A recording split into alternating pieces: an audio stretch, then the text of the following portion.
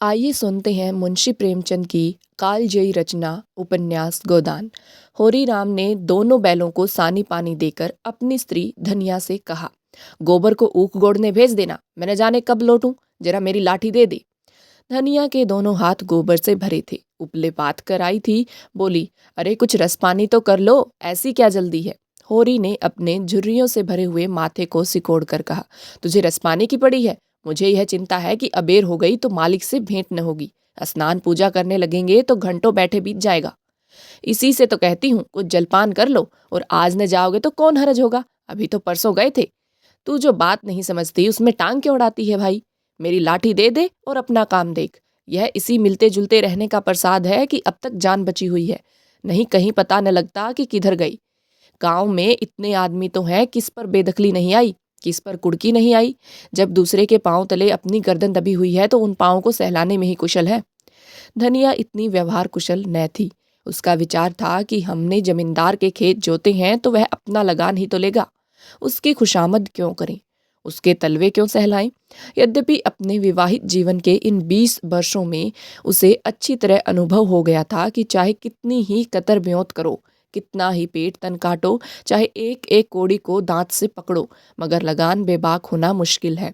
फिर भी वह हार न मानती थी, और इस विषय पर स्त्री पुरुष में आए दिन संग्राम छिड़ा रहता था। उसकी 6 संतानों में अब केवल 3 जिंदा हैं। एक लड़का गोबर, कोई 16 साल का, और 2 लड़कियां सोना और रूपा, 12 और 8 साल की।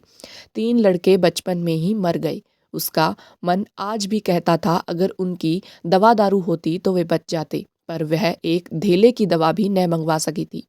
उसकी ही उम्र अभी क्या थी, 36वां ही साल तो था, पर सारे बाल पक गए थे, चेहरे पर झुर्रियां पड़ गई थी, सारे देह ढल गई थी। वह सुंदर गेहुआ रंग सांवला गया था और आंखों से भी कम सूझने लगा था। पेट की चिंता ही के कारण तो कभी तो जीवन का सुख न मिला। इस चीर स्थायी जीर्णावस्था ने उसके आत्मसम्मान को उदासीनता का रूप दे दिया था। जिस गृहस्थी में पेट की रोटियां भी न मिले, उसके लिए इतनी खुशामद क्यों। इस परिस्थिति से उसका मन बराबर विद्रोह किया करता था, और 2-4 घुड़कियां खा लेने पर ही उसे यथार्थ का ज्ञान होता था। उसने परास्त होकर होरी की लाठी, मिर्जई, जूते, पगड़ी और तमाकू का बटुआ लाकर सामने पटक दिए। होरी ने उसकी ओर आंखें तरेर कर कहा, क्या ससुराल जाना है जो 5 पोशाक लाई है। ससुराल में तो भी कोई जवान साली सहलज नहीं बैठी है जिसे जाकर दिखाऊं। होरी के गहरे सांवले पिचके हुए चेहरे पर मुस्कुराहट की मृदुता झलक पड़ी। धनिया ने लज्जाते हुए कहा, ऐसे ही तो बड़े सजीले जवान हो कि साली सलहजें तुम्हें देखकर रीझ जाएंगी। होरी ने फटी हुई मिर्जई को बड़ी सावधानी से तह करके खाट पर रखते हुए कहा, तो क्या तू समझती है मैं बुढ़ा हो गया। अभी तो 40 भी नहीं हुए, मर्द 60 पर पाठे होते हैं। जाकर शीशे में मुंह देखो, तुम जैसे मर्द 60 पर पाठे नहीं होते। दूध घी हंजन आंख लगाने को तो मिलता नहीं, पाठे होंगे। तुम्हारी दशा देख देख कर तो मैं और भी सूखी जाती हूँ कि भगवान ये बुढ़ापा कैसे कटेगा, किसके द्वार पर भीख मांगेंगे। होरी की वह क्षणिक मृदुता यथार्थ की इस आंच में जैसे झुलस गई। लकड़ी संभालता हुआ बोला, 60 तक पहुंचने की नौबत न आन पाएगी धनिया, इसके पहले ही चल देंगे। धनिया ने तिरस्कार किया, अच्छा रहने दो, मत अशुभ मुंह से निकालो, तुमसे कोई अच्छी बात भी नहीं कहे तो लगते हो कोसने। होरी लाठी कंधे पर रखकर घर से निकला तो धनिया द्वार पर खड़ी उसे देर तक देखती रही। उसके इन निराशा भरे शब्दों ने धनिया के चोट खाए हुए हृदय में आतंक में कंपन सा डाल दिया था। वह जैसे अपने नारित्व के संपूर्ण तप और व्रत से अपने पति को अभयदान दे रही थी। उसके अंतःकरण से जैसे आशीर्वादों का व्यूसा निकलकर होरी को अपने अंदर छिपाए लेता था। विपन्नता के इस अथाह सागर में सुहाग ही वह तृण था जिसे पकड़े हुए वह सागर को पार कर रही थी। इन असंगत शब्दों ने यथार्थ के निकट होने पर भी मानो झटका देकर उसके हाथ से वह तिनके का सहारा छीन लेना चाहा, बल्कि यथार्थ के निकट होने के कारण ही उनमें इतनी वेदना शक्ति आ गई थी। काना कहने से काने को जो दुख होता है वह क्या 2 आंखें वाले आदमी को हो सकता है। होरी कदम बढ़ाए चला जाता है। पगडंडी के दोनों ओर ऊख के पौधों की लहराती हुई हरियाली देखकर उसने मन में कहा, भगवान कहीं गौ से बरखा कर दे और डांडी भी सुभीती से रहे तो एक गाय जरूर लेगा। देशी गायें तो न दूध दें न उनके बछवे ही किसी काम के हों। बहुत हुआ तो तेली के कोल्हू में चले, नहीं वह पछाई गायें लेगा। उसकी खूब सेवा करेगा। कुछ नहीं तो 4-5 सेर दूध होगा। गोबर दूध के लिए तरस तरस कर रह जाता है। इस उम्र में न खाया पिया तो फिर कब खाएगा। साल भर भी दूध पी ले तो देखने लायक हो जाए। बछवे भी अच्छे बैल निकलेंगे। 2 से कम की गोई न होगी। फिर गऊ से ही तो द्वार की शोभा है। सवेरे सवेरे गऊ के दर्शन हो जाएं तो क्या कहना। न जाने कब यह साध पूरी होगी, कब वह शुभ दिन आएगा। हर एक गृहस्थ की भांति होरी के मन में भी गऊ की लालसा चिरकाल से संचित चली आती थी। यही उसके जीवन का सबसे बड़ा स्वप्न, सबसे बड़ी साध थी। बैंक सूद से चैन करने या जमीन खरीदने या महल बनवाने की विशाल आकांक्षाएं उसके नन्हे से हृदय में कैसे समाती। जेठ का सूर्य आमों के झुरमुट में से निकलकर आकाश पर छाई हुई लालिमा को अपने रजत प्रताप से तेज प्रदान करता हुआ ऊपर चढ़ रहा था और हवा में गर्मी आने लगी थी। दोनों ओर खेतों में काम करने वाले किसान उसे देखकर राम राम करते और सम्मान भाव से चिलम पीने का निमंत्रण देते थे। पर होरी को इतना अवकाश कहाँ था। उसके अंदर बैठी हुई सम्मान लालसा ऐसा आदर पाकर उसके सूखे मुख पर गर्व की झलक पैदा कर रही थी। मालिकों से मिलते जुलते रहने ही का तो यह प्रसाद है कि सब उसका आदर करते हैं। नहीं उसे कौन पूछता। 5 बीघे के किसान की बिसात ही क्या। यह कम आदर नहीं है कि 3-3 4-4 हलवाले महतो भी उसके सामने सिर झुकाते हैं।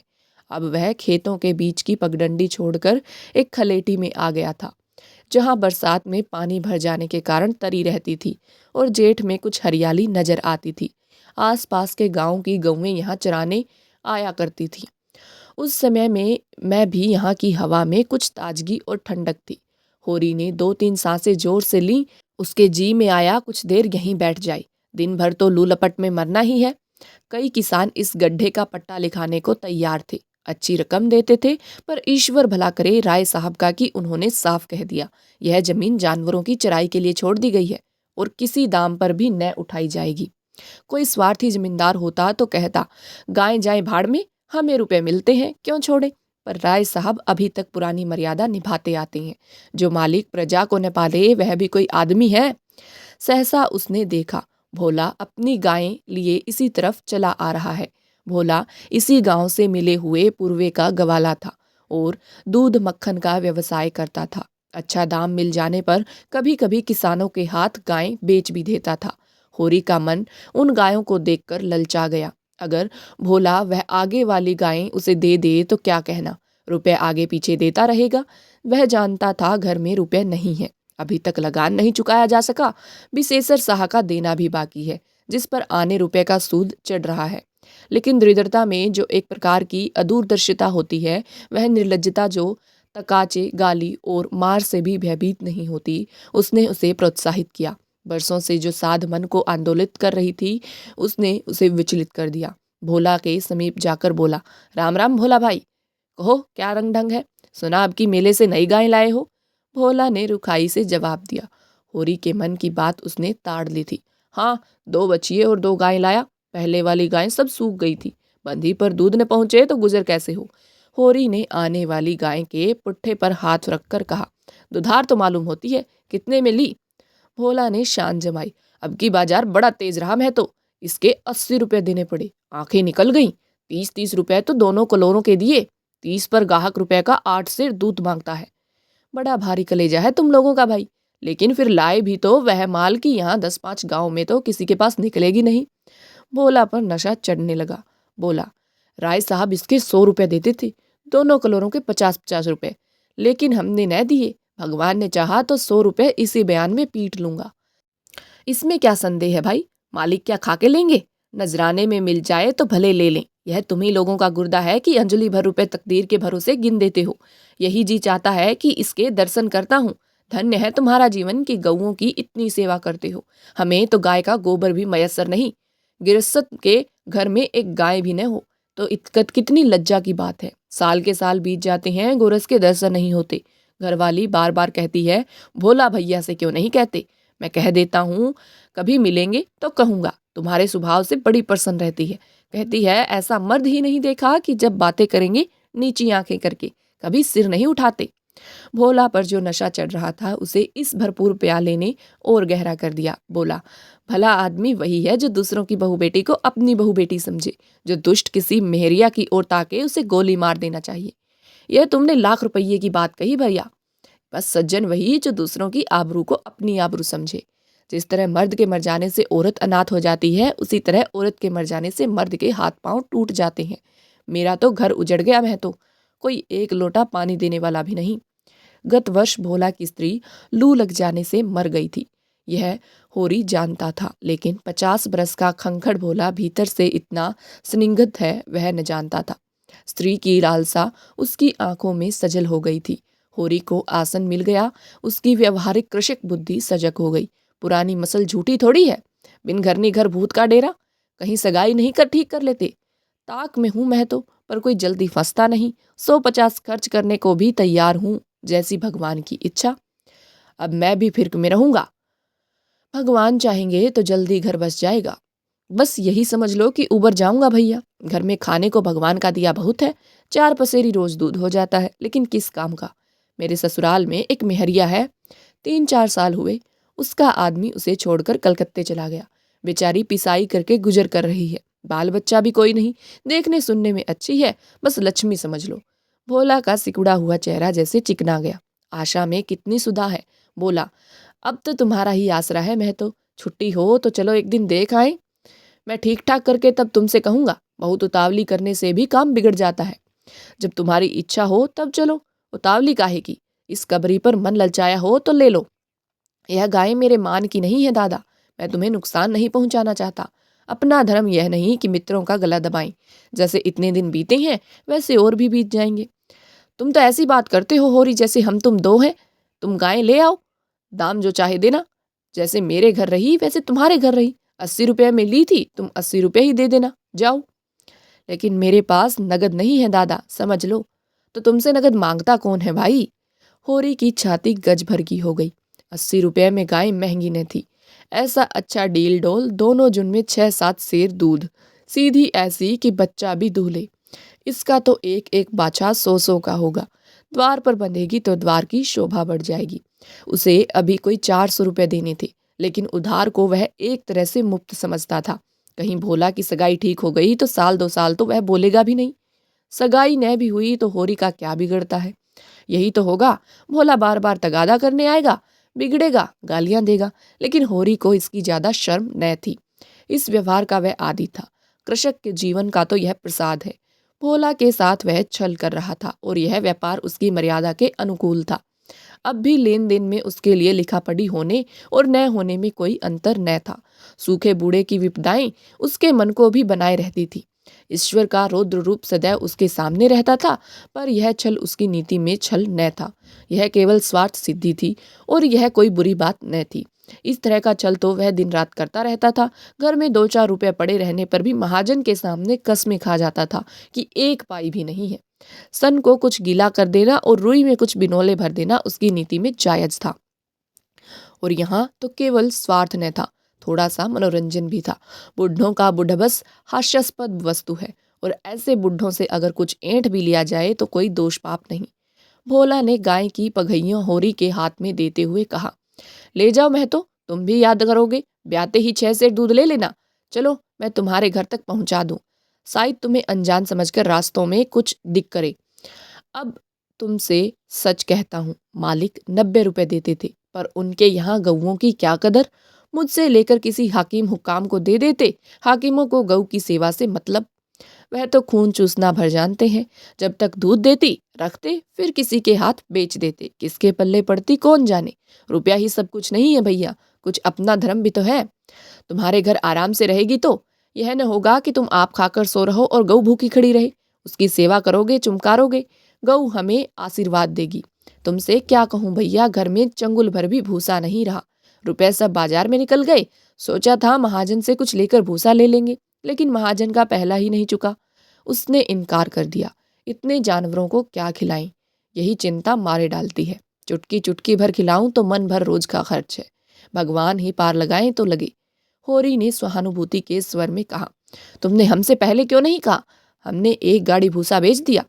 भोला ने माथा ठोक कर कहा, इसीलिए नहीं कहा भैया कि सबसे अपना दुख क्यों रहूं। बांटता कोई नहीं, हंसते सब हैं। जो गाय सूख गई है उनका गम नहीं। पत्ती सत्ती खिलाकर जिला लूंगा, लेकिन अब यह तो राती बिना नहीं रह सकती। हो सके तो 10-20 रुपए भूसे के लिए दे दो। किसान पक्का स्वार्थी होता है, इसमें संदेह नहीं। उसकी गांठ से रिश्वत के पैसे बड़ी मुश्किल से निकलते हैं। भाव ताव में भी वह चौकस होता है। ब्याज की एक एक पाई छुड़ाने के लिए वह महाजन की घंटों चरोरी करता है। जब तक पक्का विश्वास न हो जाए वह किसी के फुसलाने में नहीं आता। लेकिन उसका संपूर्ण जीवन प्रकृति से स्थायी सहयोग है। वृक्षों में फल लगते हैं, उन्हें जनता खाती है। खेती में अनाज होता है, वह संसार के काम आता है। गाय के थन में दूध होता है, वह खुद पीने नहीं जाती, दूसरे ही पीते हैं। मेघों से वर्षा होती है, उससे पृथ्वी तृप्त होती है। ऐसी संगति में कुत्सित स्वार्थ के लिए कहाँ स्थान। होरी किसान था और किसी के जलते हुए घर में हाथ सेकना उसने सीखा ही न था। भोला की संकट कथा सुनते ही उसकी मनोवृत्ति बदल गई। पघैया को भोला के हाथ से लौटाता हुआ बोला, रुपया तो दादा मेरे पास नहीं है। हाँ, थोड़ा सा भूसा बचा है, वह तुम्हें दूंगा, चलकर उठवा लो। भूसे के लिए तुम गाय बेचोगे और मैं लूंगा, मेरे हाथ न कट जाएंगी। भोला ने आर्द्र कंठ से कहा, तुम्हारे बैल भूखों न मरेंगे। तुम्हारे पास भी ऐसा कौन सा बहुत सा भूसा रखा है? नहीं दादा, अब की भूसा अच्छा हो गया था। मैंने तुमसे नाहक भूसे की चर्चा की। तुम न कहते और पीछे से मुझे मालूम होता तो मुझे बड़ा रंज होता कि तुमने मुझे इतना गैर समझ लिया। अवसर पड़ने पर भाई की मदद भाई भी न करे तो काम कैसे चले। मुदा यह गाय तो लेते जाओ। अभी नहीं दादा, फिर ले लूंगा। तो भूसे के दाम दूध में कटवा लेना। होरी ने दुखित स्वर में कहा, दाम कोड़ी की इसमें कौन बात है दादा। मैं 1-2 जून तुम्हारे घर खा लूंगा तो तुम मुझसे दाम मांगोगे। लेकिन तुम्हारे बैल भूखों मरेंगे कि नहीं? भगवान कोई न कोई सबील निकालेंगे ही। आषाढ़ सिर पर है, कड़वी बोलूंगा। मगर यह गाय तुम्हारी हो गई, जिस दिन इच्छा हो आकर ले जाना। किसी भाई का नीलाम पर चढ़ा हुआ बैल लेने में जो पाप है, वह इस समय तुम्हारी गाय लेने में है। होरी में बाल की खाल निकालने की शक्ति होती तो वह खुशी से गाय लेकर घर की राह लेता। बोला, जब नगद रुपए नहीं मांगता तो स्पष्ट था कि वह भूसे के लिए गाय नहीं बेच रहा है, बल्कि इसका कुछ और आशय है। लेकिन जैसे पत्तों के खड़कने पर घोड़ा अकारण ही ठिठक जाता है और मारने पर भी आगे कदम नहीं उठाता, वही दशा होरी की थी। संकट की चीज लेना पाप है, यह बात जन्म जन्मांतरों से उसकी आत्मा का अंश बन गई थी। भोला ने गदगद कंठ से कहा, तो किसी को भेज दूं भूसे के लिए? होरी ने जवाब दिया, अभी मैं राय साहब की ड्योढ़ी पर जा रहा हूँ, वहां से घड़ी भर में लौटूंगा, तभी किसी को भेजना। भोला की आंखों में आंसू भर आए। बोला, तुमने आज मुझे उबार लिया होरी। भाई, मुझे अब मालूम हुआ कि मैं संसार में अकेला नहीं हूँ, मेरा भी कोई हितू है। एक क्षण के बाद उसने फिर कहा, उस बात को भूल न जाना। होरी आगे बढ़ा तो उसका चित्त प्रसन्न था। मन में एक विचित्र स्फूर्ति हो रही थी। क्या हुआ, 10-5 मन भूसा चला जाएगा, बेचारे को संकट में पड़कर अपनी गाय तो न बेचनी पड़ेगी। जब मेरे पास चारा हो जाएगा तब गाय खोल लाऊंगा। भगवान करे मुझे कोई मेहरिया मिल जाए, फिर तो कोई बात ही नहीं। उसने पीछे फिरकर देखा। कबरी गाय पूंछ से मक्खियां उड़ाती, सिर हिलाती, मस्तानी मंद गति से झूमती चली जाती थी, जैसे बानियों के बीच में कोई रानी हो। कैसा शुभ होगा वह दिन जब यह कामधेनु उसके द्वार पर बंधेगी।